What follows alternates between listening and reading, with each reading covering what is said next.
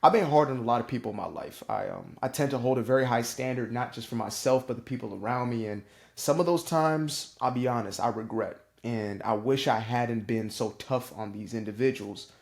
But there's been no one in my life that I've been more hard on, more tough on than myself. As a matter of fact, there's been no person in this life who has been a greater enemy to myself than myself. Now, I'm thankful that I am in a place where I can not only recognize this, but have also made the efforts to step out of that space, right? And to truly be kinder with myself. But it's still a daily reminder, right? Because this was the type of mentality that I had from childhood. I carried this with me, believing that I was inadequate, believing I wasn't good enough. And so I often felt this need, if not always, felt this need to continuously harp on myself, to beat myself up, literally, right? To insult myself, to say things to myself, believing that I was quote unquote motivating myself, or inspiring myself. When in reality, I was tearing myself down, tearing myself apart. I was not empowering myself by saying these things or doing certain things to myself, right? And I think this is a message that matters more than most, especially for those of us who've chosen to be on what I would call the healing journey, right? Or the wholeness journey, as I'd like to refer to it now.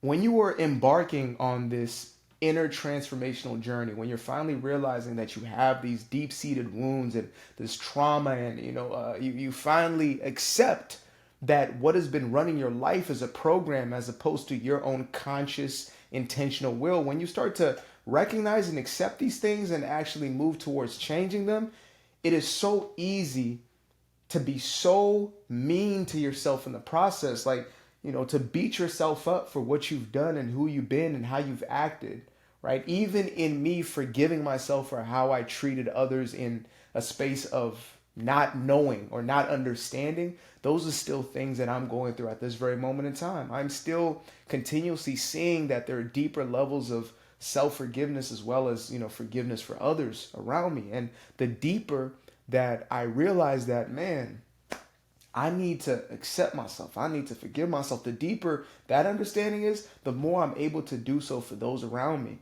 And that's not just freedom for them, but it's always freedom for myself. And so, again, this message of kindness and self kindness, I think, matters now more than ever before. It matters now in a generation that has made the conscious decision to heal, a generation that has made a conscious decision to break free from those generational traumas and those generational curses that have been passed down, from one era to the next without question. We're finally questioning things that were unquestionable. We're finally taking steps that so many feared taking. We're finally confronting structures and systems and, organizations that seemed indestructible. They seemed to be like the life force of our own lives, right? These, whether it's a religious system, a governmental system, whether it's just a mental construct. And those are the true powerhouses, the ones that truly keep us in bondage, are our own belief systems. What is it that we're choosing to continuously feed our mind? What are we reinforcing? How do we see life, and what do we believe about ourselves, right? Are we living, this mantra of worthiness, or are we seeing ourselves as undeserving? And so this has been a message, this has been a revelation for me, and an acceptance that's been the most fruitful. Like it's produced the most in my life, more than any of the shadow work that I've done. And all of it has been vital, right? More than any of that inner work, that inner revelation, more than anything else, this constant reminder to just be kinder to myself. And at first, I honestly thought it was a bunch of BS. I'll be honest with you guys. When I first heard people talking about be kind to yourself, I was still very much in the self-help personal development world. And so I believe that it was my mission, or my intention was to, be as on top of things as possible. And if I wasn't that, and if I wasn't being perfect, and if I wasn't meeting a certain criteria, I was unworthy, right? I was using it as another mechanism to deem myself as inadequate. To deem myself as not enough if I wasn't keeping up that perfect routine and those perfect schedules and waking up exact time and working out so consistently and getting all the like I use those things against myself as opposed to their true purpose, which was for my own greatest good. Like I believe in all of those things. I believe in a healthy lifestyle. I believe in, doing what is best for our mind, body, and our soul. Like I believe so deeply in the transformative power of self transformation, of going within and doing the work. However, when we use it as a means to beat ourselves up, when we use it as a means to invalidate our own worth, that's when it becomes an issue. It becomes a problem at that point. And, this is a point that was brought up by, one of my homegirls. And she said, you know, there needs to be more of this message of like, I missed the 15-day challenge. I messed up on this thing. I fell short on this thing. Like, I didn't execute on this. I didn't do the workouts. I ate everything I was supposed to eat. I did the thing. Like I drank the bottle. I smoked the joint. I did whatever it was, like an honest admission of these things, just so we remember that it's not about this unattainable perfection, because that keeps more people away from doing that inner work than anything else, right? Feeling as if you're judged for those quote unquote mistakes or missteps. And, my perspective on failure and mistakes, etc., has completely shifted. I understand that every person where they are doing the very best that they can. Even in the moments where let's say, I believed I was being lazy, even in the moment I knew I could do more, that's the best I could do in that moment in time. For whatever given reason, I simply could not allow myself to do anything else than what I was doing. And now when I look back without a judgmental or critical eye, I can realize that that person who was, immobilized was doing their best. In that very moment in time, they were doing everything that they could. If it was lying in bed the entire day, then that's what it was.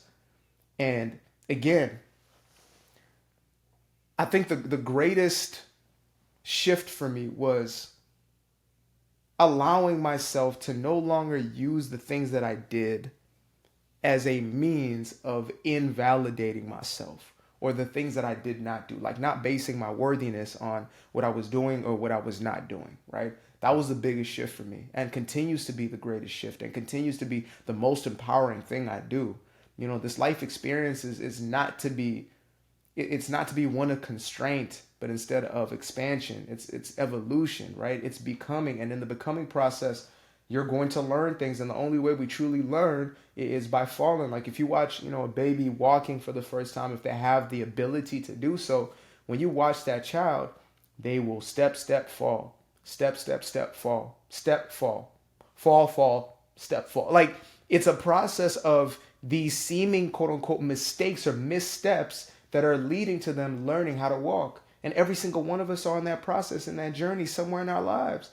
And it's okay not to know. It's okay not to have the answer. It's okay to quote unquote not be correct or not be right. We're so afraid of being incorrect. We're so afraid of not knowing that we won't even allow ourselves to venture into new land, and we'll cut ourselves off from parts of life just because we're afraid of being seen as somebody who does not know. But the purpose was never to be perfect. The purpose was never to know every damn thing. Like the purpose was always to continuously evolve, to continuously grow, to continuously become. And in the process of doing so, just to be kind to yourself, And you might think, oh, what is being kinder to myself? Being nicer to yourself, bro. Like, you don't have to go off on yourself. You don't have to call yourself so stupid. I can't believe I keep making this mistake. Oh, I keep losing my keys. I keep doing, like, even the smallest or the seemingly smallest and most insignificant things that you believe are flaws about yourself that you continue to harp on and you continue to beat that same drum, it's not doing you any service. And even if you wanted to get to achievement or you wanted to get to some milestone you have, it's actually not helpful towards the things you want to attain. I'm telling you right now, I would know more than anybody I know at least, right? That beating yourself up is not going to get you the goals that you want. And kindness towards yourself always is, right? When you view yourself through loving eyes, you're able to take those steps, and whatever happens in the process happens, but you can quickly adapt and quickly adjust and see everything that's happening as just a part of the process. Like imagine Edison beating himself up every time he didn't get the light bulb right. right? 999 times. He would have never got to 999. He would have just told himself, I'm a failure, I'm the worst, I'm never going to get this right. And so he would have never continued to venture forward into, this discovery. I'm not going to say he created it because he didn't create electricity. That's always been there. That's a part of the ether, right? It's a part of universal frequency. But yeah, I think this message is it's something that's thankfully spoken of more and more where we are, but I don't think it's echoed enough in these, growth circles or spaces where people are, you know, discovering or developing, becoming, right? It's like, okay, do, the work, the work, the work, the work. But the truest internal work is the acceptance. The truest internal work is the self-love and like the true self-love, right? Not as an achievement or as an award to say, I love myself. Look at me. I've achieved this thing, right? I'm doing the work. I got this checklist that I've marked off. It's not about that. It's not about that. It's not about anybody else. It's not about how you're being perceived. It's not about how you're being seen by the external world. It's not about being viewed as worthy in anybody else's eyes, but instead how you're able to view yourself. And, you know, I see it as just the ability to view yourself from a child's eyes. That's like the most clear cut depiction I have. That's the image that just makes the most sense for me. Is when you're able to see yourself in the very same way that you can look at an infant and have that same grace and have that same understanding and have that same affection even, right? It's okay. You're doing your very best. You're doing your thing. And I'm going to celebrate you the whole way. I'm going to celebrate you the entire way. So that's my message for today.